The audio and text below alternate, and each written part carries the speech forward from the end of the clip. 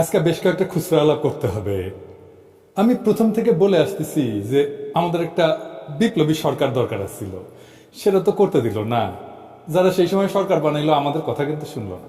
তবে আমি তাহলে হাল ছাড়ি নাই, আমি চেষ্টা চালাই গেছি সরকারের ভেতরে বিপ্লবী উপাদান ঢুকানোর কাজ করে গেছি। নরমে গরমে কাজ যে হয় নাই তার না, হয়েছে কলে সরকার তার প্রাইভেট পান্ডার হিসাবে আমাদের কথাকে গুরুত্ব দেয়, মাঝে মাঝে, সবসময় না, এনগেজ হয়।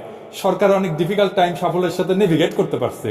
কিন্তু সবচেয়ে বড় সমস্যা হয়ে যায় যখন সরকারের মধ্যে আগে থেকেই থাকা ফ্যাসিবাদের অবশেষ আর চান্সে সরকারের মধ্যে ঝান্ডায় পড়া বিপ্লবের মধু কাওয়া জন্য টাইম নষ্ট করতে হয়। এর বাইরে তো নানাভাবে হাসিনার লেসপেন্সার গুলো আছেই আমাদের পিছে লাইগা। আজকে কিছু খুচরা বাড়ি মেরে নিয়ে আশেপাশে অনেকদিন এদের আশেপাশে জারমো বন্ধ থাকবে। তো শুনেন, আগে ক্লিপটা শুনেন। সম্প্রতি সোশ্যাল মিডিয়া এবং ব্লগ, ফেসবুকে দেশের বাইরে থেকে আরো অনেকেই আমাদের সেনাবাহিনী নিয়ে বিরূপ মন্তব্য করছে এবং সেনাবাহিনী সাংগঠনিক 32 নম্বরের ঘটনায় সেনাবাহিনী যে সরে আসছে সেটা নিয়ে সে কটূক্তি করেছে। সেই বিষয়ে সেনাবাহিনীর অবস্থানটা কি বা ব্যাখ্যাটা শুনেছেন? প্রশ্ন করেছে যে সেনাবাহিনী নিয়ে আমি নাকি কটূক্তি করেছি, এই হারামজাদাটা খুঁজে বের করে দিবেন আমারে। প্রশ্ন করেছে যে সাংবাদিকটা, ওরে আমি সারদা একাডেমি ঘোরা দিয়ে মারাইছি, আমার নাম পাল্টাই দিবেন। হাসিনার লেসপেন্সার, ইন্ডিয়ার দালাল এখন আর্মির হয়ে গেছে। আচ্ছা, তো উত্তর যিনি দিতেছেন র্যাঙ্ক দেখে বুঝলাম কর্নেল। তো কর্নেল সাহেব, এই প্রশ্নটা আপনি নিলেন কেন? আমি কি আর্মির ব্যাপারে কটূক্তি করেছি? কবে করেছি? সে প্রশ্নটা তো ঠিক মতো করতে পারে নাই, নাকি মাথা হয়ে গেছে জন্য? কতটুকু বস্তুনিষ্ঠ এটার বিচার হাসিনার পোশাক উত্তা সাংবাদিকদের দিতেছেন? তার বিচার আমি কি কটূক্তি করেছি নাকি? আর্মিকে কি ফাউল করেছে সেটা বলছি। আয়নাগর ভিজিট করতে বাধা দিছে কে? আর্মি দিছে। পত্রিকাতে আসিছে, আমার কথা না। আওয়ামী দুর্বৃত্তদের ক্যান্টনমেন্টে আশ্রয় দিছে কে? আর্মি দিছে। জুলাই বিপ্লবে পুলিশ ফেল করলে কারা রাস্তায় নেমে আন্দোলনকারীদের উপরে গুলি ছড়িছে? আর্মি ছড়িছে।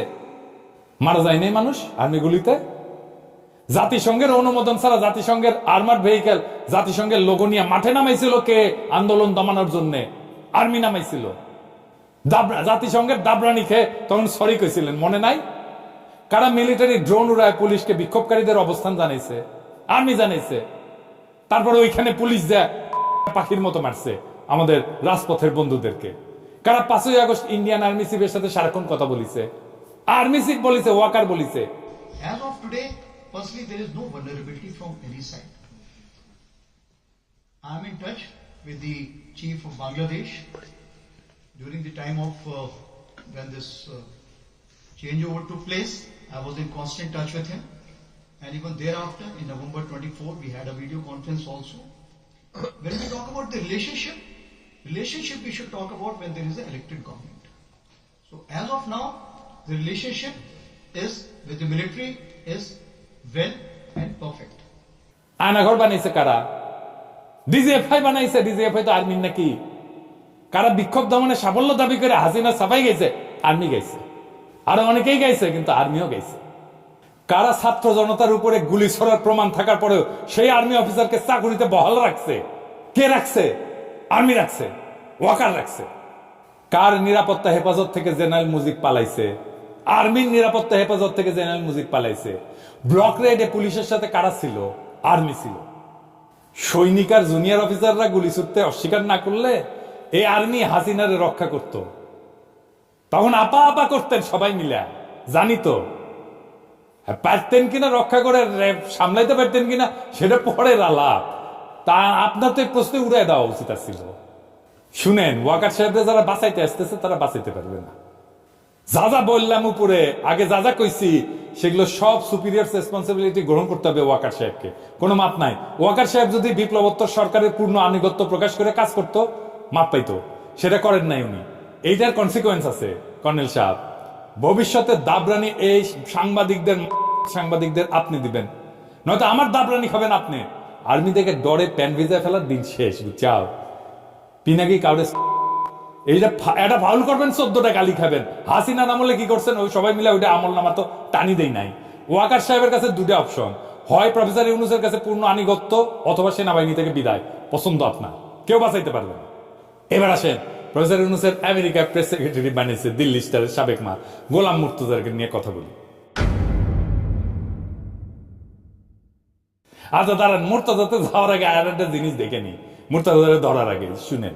আমাকে গ্রামে গিয়েছিলাম, আমাকে একজন ভাই আপনাকে কিন্তু এই গণশত্রু বলেছেন। গ্রামের একটা লোক, ফার্মার, খুব শিক্ষিত না, উনি জেনে গেছেন যে আমি একজন গণশত্রু। হ্যাঁ, আরে শফিকের কি দুষ্ক মনে পড়ে, দুষ্ক আমার মনের শফিক। ঠিক আছে, আমি খুব খুশি এসেছি। প্রথম আলো ডেইলি স্টারকে রক্ষার জন্য তো দিয়ানা হয়ে গেছিল, তুমি স্ট্যাটাস মারিছো, কোনো দরকার ছিল এর মধ্যে ঢুকার?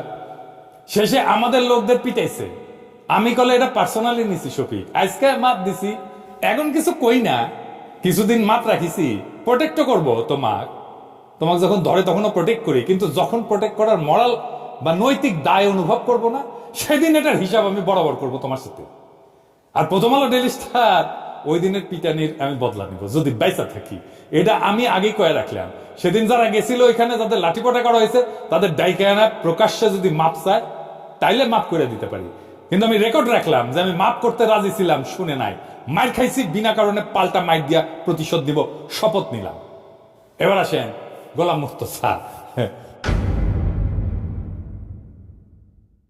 আমি একটা স্ট্যাটাস দিছিলাম পয়লা বৈশাখ নিয়ে, যে পয়লা বৈশাখ আমরা কিভাবে পালন করব। পয়লা বৈশাখ তো আওয়ামী ন্যারেটিভ প্রতিষ্ঠার জায়গা ছিল, তাই না? পয়লা বৈশাখ নিয়ে তো আমাদের একটা লড়াই ছিল, আমরা তো পয়লা বৈশাখের সময় আমরা সব সময় হাসিনা আমলে লড়াই করছি। তো চারুকলা তো আওয়ামী দুর্গ ছিল, ছায়ানটের তো সব কয়টা আওয়ামী বাকশালী অ্যাক্টিভিস্ট, সাপোর্টার না অ্যাক্টিভিস্ট। রমনার বটমূলে যে গান গায় সেটা কেয়ারফুলি সিলেক্টেড, যা আওয়ামী বয়ানকে ক্যারি করে। হ্যাঁ, আপনি শোভাযাত্রার থিম দইরা সেই সময় বাংলাদেশের পলিটিক্যাল স্ট্রাগলের গতিমুখ ধরতে পারবেন। আমি এক্সাম্পল দিই, বাংলাদেশের প্রগতিবাদীরা কি পলিটিক্যাল স্ট্যান্ড নিছে কখন, সেটা আপনি এই মঙ্গল শোভাযাত্রার ব্যানার দেখায় থিম দেখে ধরতে পারবেন। 2012 সালে তাদের থিম ছিল রাজাকার মুক্ত বাংলাদেশ, মুক্তিযুদ্ধের অনিঃশেষ। তখন চলতেছে পুরা দমে জামাত নেতাদের ফাঁসি দেওয়ার প্রস্তুতি, বুঝছাও? রাজাকার মুক্ত বাংলাদেশ কে করিছে? এটা হাইলি পলিটিক্যাল, এটা সংস্কৃতি না। 2014 সালে ফাঁকা মাঠে গলে নির্বাচন করেছে আওয়ামী লীগ। আওয়ামী লীগারদের মনে ভয় শঙ্কা, তাই না? টিকবে তো সরকার? তারা থিম নিল কি? উদ্ধত করো, জাগ্রত করো, নির্ভয় করো। সবচেয়ে ইন্টারেস্টিং 2021 সালের থিম। তখন সারা দুনিয়ায় র্যাবের মানবাধিকার লঙ্ঘনের বিরুদ্ধে প্রচারণা, স্যাংশন আসতে পারে, এটা র্যাবও জানে। র্যাব আর গুম খুন করতে চাইতেছে না, তখন তারা থিম নিল কালো ভয়ঙ্করের বেশে ওই আসে সুন্দর। আর হারামজাদা গোলাম মুর্তজা গেছে চারুকলা তার ঐতিহ্য অনুসারে থিম নেবে, শোভাযাত্রা করবে, গান সিলেক্ট করবে। আর একটা জিনিস দেখায়, তাই তো চিনতে পারেন কিনা? জি, এটা খালেদা জিয়া, আর হাতে পেট্রোল বোমা। মঙ্গল শোভাযাত্রার ছাতার নিচে পলিটিক্যাল প্রজেক্ট। গোলাম মুর্তজা বলে উস্কানি, বলে তারা যা ইচ্ছা গাইবে, হারামজাদা আওয়ামী ন্যারেটিভ নিয়ে আসবে, চারুকলার ছায়ানট, আমরা সেটা হইতে দেব। আর গোলাম মুর্তজা তুই নিরাপত্তা দিতে পারবি? আমরা বলছি কথা বলে নিতে হবে, অন্যায় হয়ে গেছে খুব। আমি পোস্টানোর পরে সে আবার উইটা পোস্টাইছে, দেখেছে উঠে আবার কমেন্ট বক্সে সম্মত জানাইতেছে আওয়ামী লীগার এসে। এটিতে সে দেখেন তো, হুমায়ুন কবিরের কমেন্টটা দেখেন না, দেশ নাকি 5 থেকে 7% জঙ্গি চালাইতেছে। তাহলে তো এই হারামজাদা গোলাম মুর্তজা জঙ্গি রে। এই হুমায়ুন কবিরের ফ্রেন্ড লিস্ট দেখেন, সব আওয়ামী লীগার, মার্কা মারা আওয়ামী লীগার। জয়দেব নন্দী আছে যুবলীগের, দেখেছে? আর গোলাম মুর্তজা তার ফ্রেন্ড। আর এই গোলাম মুর্তজারে রিকমেন্ড করেছে নাহিদ, আর এখন আমেরিকায় বসে আমাদের পিছে লাগে, আওয়ামী লীগারদের সাথে মেতাকার করে। এই সাংবাদিকতা ছিল আওয়ামী ট্রেনিং সেন্টার হিস্টোরিক্যালি। ওই দিক থেকে সব আওয়ামী লীগের জাউদাগুলো জন্ম নিয়েছে। সে মানিক মিয়া থেকে শুরু, শেখ মুনির সাংবাদিক ছিল, ওবায়দুল কাদের সাংবাদিক ছিল, এদের সুপ্পু ও সাংবাদিক ছিল। আর 111 ঘটায় প্রথম আলো ডেইলি স্টারের সাংবাদিকদের ইগো আকাশে উঠেছে। তারা বলে উপদেশটা নাকি তারা বানায়। বাংলাদেশ এমন একটা উদ্ভট দেশ হয়েছে, বিন্দু মাত্র সমাজ রাজনীতি সম্পর্কে ধারণা ছাড়া জাতির বিবেক সাইজা বসে। আর লেখাপড়ার কথা কইলাম না, রেজাল্টের কথা কইলাম না, বিলো দ্য বেল্ট খেলা হবে, সব জানে তারা, শুধু সাংবাদিকতাটা ছাড়া। পয়লা বৈশাখ তো হাসিনা থাকাকালীন আমাদের প্রতিরোধের জায়গা ছিল। পয়লা বৈশাখের শোভাযাত্রা আমরা প্রায় নাই করে দিয়েছিলাম, ওইটা আমাদের সাংস্কৃতিক প্রতিরোধ। আজ তো আমরা উদযাপন করতে চাই, কিন্তু আমাদের তরিকায় উদযাপন করতে হবে। বিজয়ীরা তাই করে, বিজয়ীরা বলে দেয় কিভাবে সমাজ চলবে। এটাই বিপ্লব, সংবাদপত্রের প্যানপ্যানানি কলাম না বিপ্লব। আমরা যদি সত্যিই গ্যাঞ্জাম করতে চাই, গোলাম মুর্তজাকে তুই কি স্ট্যাটাস দিয়ে আমাদের থামাইতে পারবি? আমরা যদি 1.5-2 মাস অবিরাম ক্যাম্পেইন চালাই, খায়া না খায়া, গোলাম মুর্তজার দিল্লি স্টার ঠেকাতে পারবি? একটা পলিটিক্যাল প্রোগ্রামকে সহিংসতার দিকে ঠেলে দেয় কারা? এরাই সেকুলাররা, এই যে দিল্লি স্টার পন্দের আলো, এরা বেকুব সেকুলার, এদের প্রগতিশীল কারে। আবার দেখেন ওই যে ভব, ওরা নিয়ে কি লিখেছে দেখেছেন? গোলাম মুর্তজা হারামজাদা তসলিমার বইয়ের জন্য প্রাণনাশের হুমকি, হেনস্থা, অত্যন্ত জঘন্য কাজ যা আজ বইমেলায় হয়েছে। সরকারের উচিত অবিলম্বে এদের বিরুদ্ধে কঠোর ব্যবস্থা নেওয়া। কিন্তু হুমকি নাজিহালের নেতিবাচক প্রভাব আঞ্চলিক ও আন্তর্জাতিক পর্যায়ে ডক্টর ইউনূসের ও বাংলাদেশের ইমেজ ক্ষতি হবে ভয়াবহভাবে। দেশের ক্ষতি যারা করে তাদের বিরুদ্ধে ব্যবস্থা না নেওয়ার কোনো বিকল্প নাই। হারামজাদা, তুই আন্তর্জাতিক রাজনীতি বুঝিস না? উঠি যায়, হ্যাঁ? 2 দিনের বৈরাগী ভাতে ক স্বর্ণ, হ্যাঁ? শালা কাউরান বাজারের ডিম ভাজি নিউ ইয়র্কে যায় অমলেট হচ্ছ তুই না? দেখেছেন তো ওই কি গর্তের মাল? ভব মারিল থাপ্পড়, এটার সব দেখান। আর আমাদের ছেলেরা নাকি হেনস্থা করেছে। আমি বলি না, বাঙ্গু সেগুলোর 14 জেনারেশনের জাউরা, এইটা সাহেব অনেকদিন সিল মারি নাই, এরা দেন না, জাউরা সিল মেরে দেন, আরো একখান মারেন, আবার বলে এসব করলে নাকি আওয়ামী লীগ ফিরে আসবে। তোর খৈসা গজাবে, আওয়ামী লীগ ফিরে আসবে না, গণক এসে গেছে। দেখ মুর্তজা, তোর তীর্থভূমি যেদিন ভাঙিছি, তারপরে সারা দেশে কি করেছে আমার ক্ষুদ্র ভ্রাতারা, দেখ এই যে সাহেব দেখান ও ভিডিওটা, সাকবুম মিউজিকের তালে দেন, ও জ্বলে পুরা মরুক মুর্তজা। বেশি সেকুলারগিরি আর পশ্চিমা বিশ্ব, ওই রমনার বটমূলে সাকবুম বাঁচামো আর গরু ফেলায় জবে দেবো। 27টা পাবলিক, এগুলো বুঝাও না, পাবলিক চেতে এদের কথা। এরা ভাবে 2000 লাইক পাইছে ফেসবুকে, একটা স্ট্যাটাস মেরা মহাতালেবর হয়ে গেছে। মাউদ ভাই দিছিল বাম্বু, তাও সোজা হয় না। গিরগিটি সাংবাদিকতা লিখেছিল না, কুত্তার লেজ তো সোজা হয়। এরা মাইনে সোজা, যেটা আলাপ করে সেটেল করা যায় সেটা সে ফিজিক্যাল কনফ্লিক্টে নিয়ে যায়, এই ভবর মতো, বুঝছেন? তারপর দেখাবে যে বাংলাদেশ জঙ্গি হয়ে গেছে। আরে ফিজিক্যাল কনফ্লিক্টে গেলে পারবি না তো ওইদিকে টানিস কেন? চাইতে গেছি না, হসেছি না তো আরো চাচাতেছি। আর একটা জিনিস দেখি, আরো চেতবেন, এবার আপনারা চেতবেন। আগ্রা একজন বাণিজ্য উপদেষ্টা আছেন, অতি ভদ্র মানুষ, ব্রাইট স্মার্ট ছেলে, আমার খুব পছন্দের। বাজারে পণ্যের মূল্য স্থিতিশীল রাখার জন্য দারুণ কাজ করতেছে, আপনারা সাপোর্ট করবেন তারে। খুব ইফেক্টিভ সিস্টেম সে ইমপ্লিমেন্ট করতেছে, বাজার মনিটর করতেছে খুব সাইন্টিফিক ভাবে। আপনারা যারা বাজারে যাইতেছেন তারা জানেন পণ্যের সরবরাহ এবং দাম স্থিতিশীল আছে। আপনারা এর মধ্যে দেখছেন খেজুরের দাম কমে গেছে অনেক, জিন্দেগি দেখছেন একবার দাম বাড়লে সে দাম আবার কমে, দেখেন তাও কমিছে। তবে বাজারে সব পণ্য, কিন্তু কোন পণ্যটা নাই? তেল নাই, সয়াবিন তেল নাই। কেন নাই জানেন? এইখানে বাংলাদেশের বড় লোকদের জাউরম। সয়াবিন তেলের বাজার পরিপূর্ণভাবে নিয়ন্ত্রণ করে কয়েকটা oligarch group, City group, S Alam group, Abul Khayer group, Bashundhara group. এইখানে নতুন কেউ ঢুকতেই পারবে না। কেন পারবে না? কি সিস্টেম করছে সেটা আরেকদিন আলাপ করবো। এরাই সিন্ডিকেট করে দাম বাড়ায়। এরা রোজার আগে সয়াবিন তেলের দাম বাড়াইতে চায়। প্রফেসর ইউনূসের সরকার, বিশেষ করে বাণিজ্য উপদেষ্টা রাজি হয় না দাম বাড়াইতে। এখন ঠিক করেছে তেল মার্কেটে ছাড়বে না, আটকায় রাখবে। না ছাড়লে পাবলিক ক্ষিপ্ত হয়ে গালাইবে বাণিজ্য উপদেষ্টারে, এই চাপে সামের দাম বাড়ায় নিবেন। পর্যাপ্ত তেলের কিন্তু স্টক আমদানি হয়েছে, তো স্টক করেছে কিভাবে জানেন? আর একটা মজার আলাপ। এই যে দেখেন এই খবরটা, চট্টগ্রাম সাগরে 250টির বেশি লাইটার জাহাজ পণ্য নিয়ে সাগরে ভাসছে। মানে কি? মানে হইতেছে যে সাগরে প্রায় 14,000-এর মতো লাইটার জাহাজ বিভিন্ন পণ্য, গম, ভুট্টা, চিনি, ভোজ্য তেল, ছোলা, খেজুর, ডাল, সয়াবিন যা এই সমস্ত নিয়ে বাংলাদেশের বিভিন্ন অঞ্চলে ঘাটে পরিবহন করে থাকে। আমদানিকারকরা মাদার ভেসেলে বড় জাহাজে আমদানি করে, কিন্তু ওই যে মাদার ভেসেল এইটা আমাদের সমুদ্রে ঢুকতে পারে না, এই গভীরতা কম, সেজন্য আটকে যায়। সেজন্য ওইটা দূর সমুদ্রে এটা নোঙ্গর করে থাকে। তো ওই মাদার ভেসেল গুলা কুতুবদিয়া সহ চট্টগ্রাম শহরে বহিনগরে থাকে।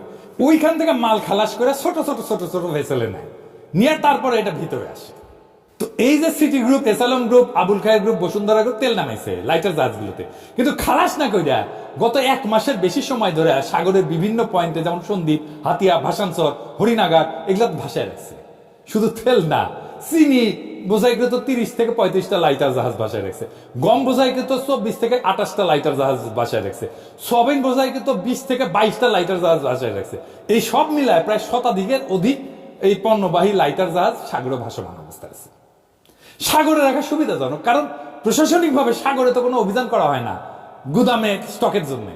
ভোগ্য পণ্য বিভিন্ন গুদামে না রেখে সেই জন্য ভাসমান রাখছে লাইটার জাহাজ। তবে অনির্দিষ্টকালের জন্য তো সাগরে ভাষা রাখতে পারবে না, খরচার প্রতি আছে। কিন্তু বদমাইশে দেখে ভাইজানেরা, আপনাদের বলি, শয়তানি না করে তেল বাজারে ছাড়ে। 2 দিন টাইম দিলাম, বাজারে কৃত্রিম সংকট তৈরি করা আলগা মুনাফা কিন্তু আমি আন্দায় দিতে পারি। ইনকা ভদ্র উপদেষ্টা না হয়ে আমি যদি উপদেষ্টা হলাম ইনি বাণিজ্য উপদেষ্টা, তাহলে 2টা কাম করলাম। নেভি নিয়ে সাগরে রেট দিতাম, নিজে দাঁড়াই থাকা লক বয়ে দেখতাম যে এটা 1 মাস ধরে তেল নিয়ে ঘুরতেছে, তাহলে নগদে ডুবাই দিতাম ওইটা লাইটার ভেসেল, বুঝছাও। ইনকা করে 10-12টা ডুবাই ঢাকা শহরে আসতাম, তারপরে নিতাম, বুঝছাও, নিয়ে ওই সব কয়টার হেড অফিসে মারতাম নিজের হাতে, শিখে নিলাম নিয়ে আগে। আর ওই যে গরিব, ওই যে গাড়ির মিস্ত্রিরা একটা যন্ত্র আছে না, তেল দেয় এরকম গাড়ির পার্টসের করে দেয় না তেল, ওটার মধ্যে তোকে সয়াবিন তেল ভরে নিতাম, আর তোক পায়রা ফেলে তোর পিসিত পিসিত করে তেল ঢুকাতাম। আর আমার ক্ষুদ্র ভাতার ভগিনীরা তেল খুঁজেন না, কয়েকদিন তেলই খামো আমরা, দরকার হলে তেলই খামো, দেখি তেলের দাম কেমনে বাড়ে। এবার রমজানে খেজুরের দাম কমেছে, তেলের দামও কমাবো ইনশাল্লাহ, খালি তেল কয়েকদিন কেনা বন্ধ রাখে। এটাও আমাদের বিপ্লব, এই বিপ্লবে আমরা জিতবো। এই সমস্ত অলিগারদের হাত থেকে আমাদের বাজারকে মুক্ত করব।